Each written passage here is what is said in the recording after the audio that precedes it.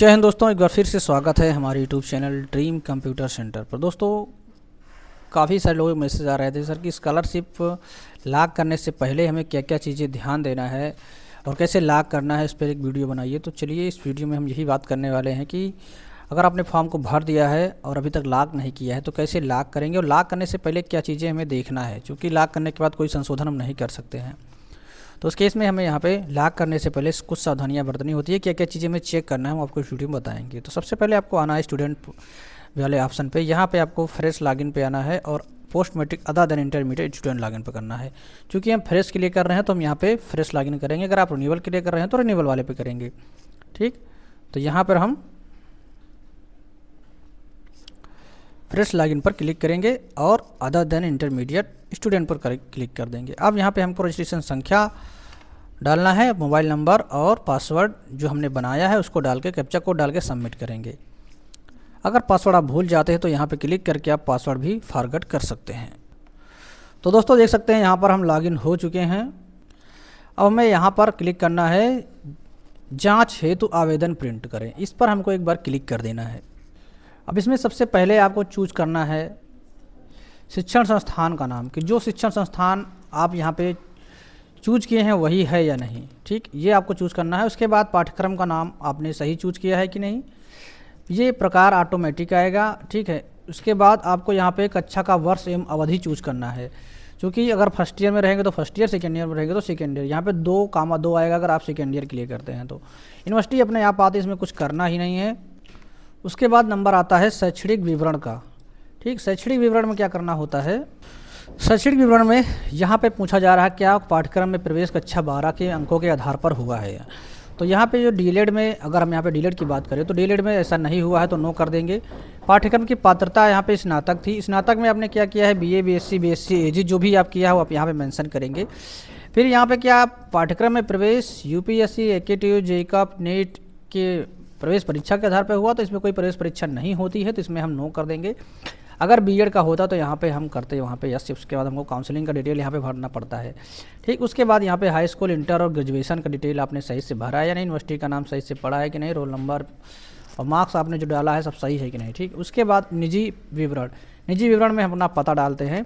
उसके बाद जाति एवं आय का विवरण, अगर आप जनरल कैंडिडेट हैं तो आपको जाति की जरूरत नहीं पड़ेगी, और ओबीसी, एससी, एसटी कैंडिडेट है तो आपको जाति की जरूरत पड़ेगी। तो उस केस में हम यहाँ पे जाति और आय का विवरण चेक करेंगे। फिलहाल तो ये ऑटोमेटिक वेरीफाई आ जाता है, इसमें कोई गलत होने का चांस नहीं रहता है। अब बहुत सारे लोग ये कहते हैं कि आय प्रमाण पत्र पापा का लगाएं कि अपना लगाएं। अगर आपके पिताजी का है तो अच्छा ही है, आप उसको लगा दीजिएगा। नहीं है तो आप अपना भी लगा सकते हैं। ठीक है, कहीं कहीं पे पिताजी का माना जाता है, कहीं कहीं पे अपना माना जाता है। जैसे कि मैंने इलाहाबाद यूनिवर्सिटी से जब बीएससी किया था तो वहाँ पे खुद का लगता था, तो ठीक है, तो वहाँ पे हमने खुद का लगाया। उसके बाद हमारे ज़िले में अगर हमने यहाँ पे फिर से कोई दूसरा कोर्स किया तो यहाँ पे हमारा पिताजी का लग रहा था। तो अलग अलग ज़िले में है सिस्टम, कोई दिक्कत नहीं उससे होता है। परिवार की वार्षिक आय इसमें देखी जाती है। देखिए यहाँ पे दिखा रहा है छात्र या छात्रा के परिवार की सभी स्रोतों से वार्षिक आय। ठीक है, तो आप चाहे पिता का लगाएंगे चाहे अपना लगाएंगे, वो परिवार की ही वार्षिक आय इसमें रहेगी। चलिए आगे चलते हैं। अब दोस्तों, यहाँ पे बात की जाए शुल्क संबंधित विवरण में, अनुमोदित वार्षिक नॉन रिफंडेबल अनिवार्य शुल्क, तो आपने एडमिशन के लिए कितने रुपए की फ़ीस जमा की है ये यहाँ पे पूछा जा रहा है। तो हमने यहाँ पे जिस कॉलेज का फॉर्म फिल किया है वहाँ से हमने जानकारी की है, तो वो लोग बताया कि 41,000 रुपये यहाँ पे आपको फॉर्म में डालना है। 10,000 रुपये हमारा टोटल काउंसलिंग में लग गया है। 5,000 हमने काउंसलिंग रजिस्ट्रेशन का, 5,000 रुपये कॉलेज अलॉटमेंट का, हमने 10,000 रुपये दिया है। बाकी का 31,000 रुपये डीडी के माध्यम से या फिर डायरेक्ट कैश के माध्यम से, जैसे भी अलग अलग इंस्टीट्यूट, अलग अलग कॉलेज में अलग अलग सिस्टम है, तो जैसे भी वो लोग एक्सेप्ट किए हों वो आप जानते ही होंगे। बस यहाँ पे आपको शुल्क डालना है, कितने रुपए आपने यहाँ पे मेंशन किया है। तो 41,000 रुपये हमारे यहाँ पे है, आपके यहाँ जो भी हो आप पता करके डालिएगा एक बार कॉलेज से। फीस डालना है बस। इसके अलावा आपको एक राशन कार्ड संख्या यहाँ पे प्रिंट होकर नहीं आ रही है, फॉर्म भरते वक्त आपका ऑप्शन आएगा राशन कार्ड संख्या डालने का। अगर आपने उसको डाला है तो ठीक है, नहीं है तो कोई बात नहीं है, बस इतना ही डालना है। और आय प्रमाण पत्र देख सकते हैं यहाँ पे 2 लाख से ज़्यादा का नहीं होना चाहिए, 2 लाख से कम का ही आप आय प्रमाण पत्र हो तो उसको लगाइएगा, जिससे कि आपकी स्कॉलरशिप आ सके। इतना ही बस आपको चेक करना है। उसके बाद आपको फिर से बैक आना है। अब दोस्तों, यहाँ पर देखेंगे जांच के उपरांत आवेदन पत्र सबमिट करें, संस्था में जमा करने हेतु आवेदन पत्र का प्रिंट 3 दिन बाद अवश्य करें। ठीक है, तो यहाँ पे जब आप इस पर क्लिक करेंगे तो देखेंगे यहाँ पे भी आपको ग्रीन टिक मिल जाएगा, यहाँ पर भी ग्रीन टिक मिल जाएगा। और फिर आप देखेंगे कि 3 दिन या फिर 2 दिन के बाद भी मिल जाता है। जैसे कि मैंने इसको लॉक कर दिया, आप देख सकते हैं यहाँ पे संस्था में जमा करने हेतु आवेदन पत्र प्रिंट करें, इस विकल्प पर हम क्लिक करके इसका प्रिंट आउट निकाल सकते हैं। जैसे ही इस पर क्लिक करेंगे आपके सामने एक पॉपअप आएगा, आवेदन पत्र में सारी प्रविष्टियाँ जाँच ली गई हैं, तो हम यहाँ पर ओके पर क्लिक कर देंगे। अब दोस्तों यहाँ पर आप देखेंगे दसमोत्तर छात्रवृत्ति वसूल प्रतिपूर्ण नवीन हेतु आवेदन पत्र का विवरण शिक्षण संस्थान में जमा करने हेतु यहाँ पे दिखा रहा है कि शिक्षण संस्थान में जमा करने के लिए प्रिंट निकाला गया है इसका।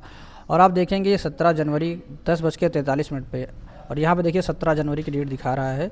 तो हम पुराना वीडियो नहीं बना रहे हैं, तुरंत का ही है। और अब ये प्रिंट आप निकाल के जमा कर सकते हैं। इसमें क्या क्या लगाना है वो भी हम आपको नीचे बता दे रहे हैं। देखिए क्या क्या अटैच करना है। सबसे नंबर 1 पर आवेदक के माता पिता के आय प्रमाण पत्र की छाया प्रति, यहाँ पे साफ साफ दिखा रहा है माता पिता या अभिभावक के, ठीक। तो अब आपको यहाँ पे ध्यान दे लेना है कि अपना नहीं लगाना है, ठीक। उसके बाद आवेदक के जाति प्रमाण पत्र की छाया प्रति निर्धारित प्रारूप पर, जो भी आप फॉर्मेट है वो। उसके बाद संस्था में जमा की गई शुल्क के प्रमाण पत्र की रसीद की छाया प्रति, आपने जो फीस जमा की है उसकी फीस रसीद जमा करेंगे।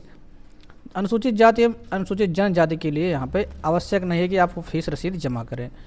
फिर ये 2 कक्षाओं के बीच गैप है तो आपको फिर एक स्वप्रमाणित शपथ पत्र देना होगा, जिस पर आप लिखेंगे कि हमें किस वजह से गैपिंग किया हुआ है। फिर यदि छात्र हॉस्टल में रह रहा है तो हॉस्टल के द्वारा प्रदान की गई, हॉस्टल में आपने जो फीस जमा की उसकी रसीद आप लगाएंगे। फिर बैंक खाता के पासबुक की छाया प्रति जिस पर खाता संख्या एवं FSC कोड अंकित हो, इसकी आवश्यकता पहले पड़ती थी, अब इसकी आवश्यकता नहीं है, लेकिन आप लगा दीजिएगा जो भी आपका मन हो, क्योंकि पैसा जो है वो पासबुक के द्वारा नहीं आएगा, वो आधार के द्वारा पैसा आएगा। फिर हाई स्कूल के अंक पत्र की छाया प्रति, अंक पत्र या प्रमाण पत्र, अगर आपका अलग अलग है तो आप दोनों लगाएंगे, एक में है तो कोई बात ही नहीं। फिर है पिछली कक्षा उत्तीर्ण करने का प्रमाण पत्र। पिछली कक्षा का मतलब ये है कि आपने इंटर का लगाना है और ग्रेजुएशन का लगाना है, अगर आप डीएड के लिए कर रहे हैं। बीएड के लिए कर रहे हैं तो बीएड में भी आपको वही लगाना रहता है, और अगर आप बीएड कर रहे हैं एमए के साथ तो फिर आप एमए का भी मेंशन करेंगे। उसके बाद पिछली परीक्षा उत्तीर्ण करने का प्रमाण पत्र। अब इसमें प्रमाण पत्र के साथ साथ यहाँ पे देखिए अंक पत्र भी दिया है, अगर अंक पत्र प्रमाण पत्र अलग अलग है तो आप दोनों लगाएंगे, नहीं तो एक ही लगाइएगा, ठीक। इतना आपको करना है।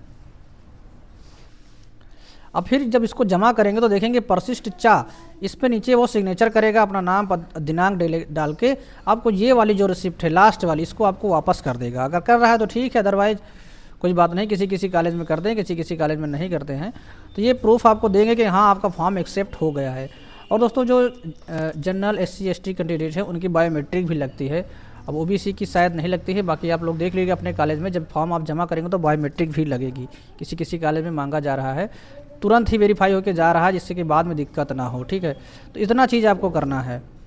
अब देखिए निवास प्रमाण पत्र की आवश्यकता नहीं पड़ती है फॉर्म भरने में कहीं पर भी, लेकिन मांगा जाता है तो आप निवास प्रमाण पत्र भी लगा सकते हैं, ठीक है। तो 9-10 डॉक्यूमेंट यहाँ पे टोटल बन रहे हैं, इनकी सभी को आपको फ़ोटो कापी और हो सके तो आप नीचे स्वप्रमाणित लिखिएगा, सेल्फ अटेस्टेड सभी पेज पर नीचे लिख कर जमा कर दीजिएगा, ठीक। आधार कार्ड की भी एक कॉपी लगा दीजिएगा, इसमें मेंशन नहीं किया गया है, आप आधार कार्ड का भी कॉपी लगा दीजिएगा।